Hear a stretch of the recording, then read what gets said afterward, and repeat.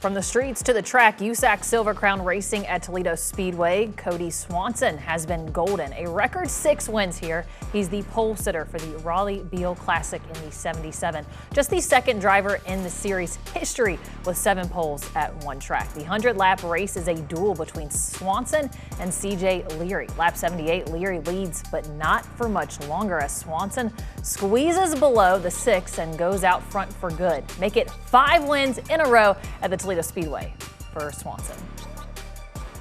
As you're trying to climb the ladder, up the wins total, it's easy to get distracted, and something I've been really conscious to try not to, right? To try to just focus on each day. And so even coming into today, I'm just focused on today. You asked me if this one's any more special than the others. It's more special to me today because this was the one I came to win today.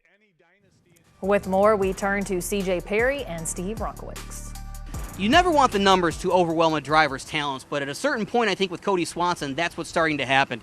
7 wins here at Toledo Speedway, 5 in a row in the Rollie Beale Classic, 40 career USAC victories. Steve, this guy is starting to really create a legacy of his own, isn't he? Yeah, indeed. And the numbers that really kind of come up and shock you a little bit was the number 4.5, and that was how many seconds he got behind CJ Leary in this race. CJ Leary just absolutely kind of pulled away from the entire field through the first 70 laps of this race.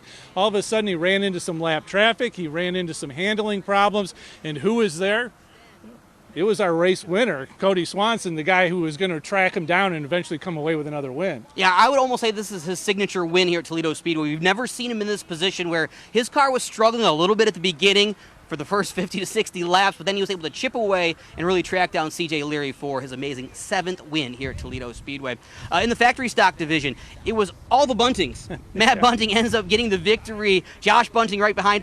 Aiden Bunting even played a little bit into this race, didn't he? Yeah, a little bit of a bump and run on Steve Smith to get him out of the action a little bit, but again, it's one of those races, if you're leading at the get-go, find a way to stay out in front, and that's exactly what happened in this one. In our final race of the night, had to be called early in the late model sportsman division as Jim Brazow took a hard hit through 3 and through 4, went over the soft wall, into the concrete, into the catch fence. He was able to walk away.